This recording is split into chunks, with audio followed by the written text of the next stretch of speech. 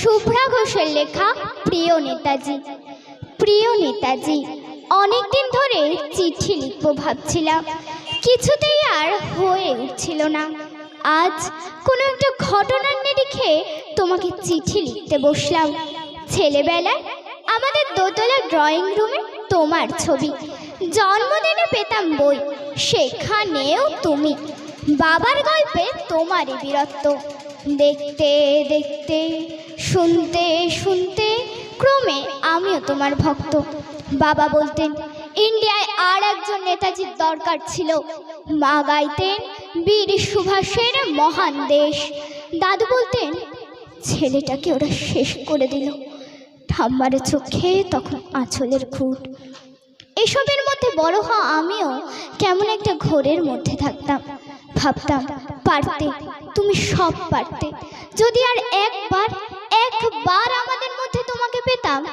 আজ উত্তর 40-এও আমার একই ঘোর, তুমি পারতে।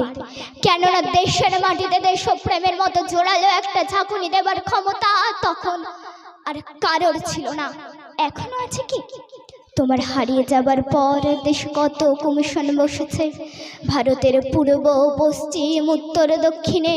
কোনো পীর, কোনো সন্ত, কোনো দয়ালু বৃদ্ধকে দেখে ভুল করেছে সবাই, ছুটে গেছে তুমি মনে করে, কিন্তু ফিরেছে মাথা নেড়ে। তবু তোমাকে পাবার আশায় বুক বেঁধেছে। তুমি তো শুধু বসুবাড়ি নও, গোটা ভারতবর্ষের মণিকোঠার হীরক, যার আলো শুদ্ধতা কালোকে সাদা করতে পারে। এ বিশ্বাসে ভর করে সবাই ভেবেছিল তুমি আসবে, তুমি আসবেই, কিন্তু এলে না। কেটে গেল অনেকগুলো বছর, পেরিয়ে এলাম জীবনের অনেকগুলো ঘুচি। তুমি এখন বিমানবন্দরে, সভা সমিতিতে, রিসার্চ ব্যুরোতে, এমনকি ছেলের নামকরণে। জানো, তোমার জন্মদিনটা এখন সবাই ছুটির দিন বলে, আয়েশ করে, উপভোগ করে। আর ছেলেরা, তারা তো দেশের থেকে বিদেশের খবরই বেশি রাখে। আর মেয়েরা, তারাও স্বাধীনতার ভেলায় চড়ে হতচকিত। শুধু মাটিটা কাঁদে, সেই কান্না যেন ভূমিকম্প খরা এলে নিয়ে বন্যা হয়ে চারিদিক ভাসিয়ে দেয়। এখনো অভিমান করে শুয়ে থাকবে রেনকুজিতে? আর যখন ঘাড়ের ওপরে AK-47-এর নিঃশ্বাস, রক্তের হরি খেলা ধর্মের জিগিরে, তখন শোনাও সেই আওয়াজ, আমি সুভাষ বলছি। মেয়েটা দৌড়ে এসে বলবে, মা মা দেখো, উনি আসছেন। পাশের বাড়ির মেসোমশাই ডাকবেন জানলা দিয়ে, বৌমা আমি বলিনি উনি ফিরে আস। খোলা জানালার ধারে দাঁড়াবেন মায়েরা, যাদের ডান হাতে শঙ্খ বা চোখে জল। নদী হবে উত্তাল, নৌকাবে সমাল, পরাণ মাঝিও চেঁচাবে, উনি আসতেছেন।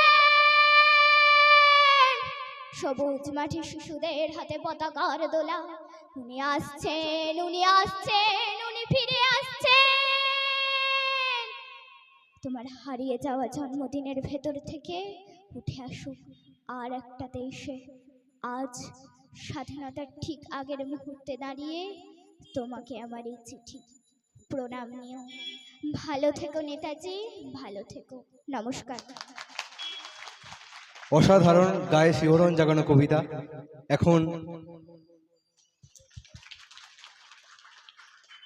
এখন আপনাদের সামনে বক্তব্য রাখবেন আমাদের আজকের অনুষ্ঠানের প্রধান বক্তা, বিধায়ক নওশাদ সিদ্দিকী।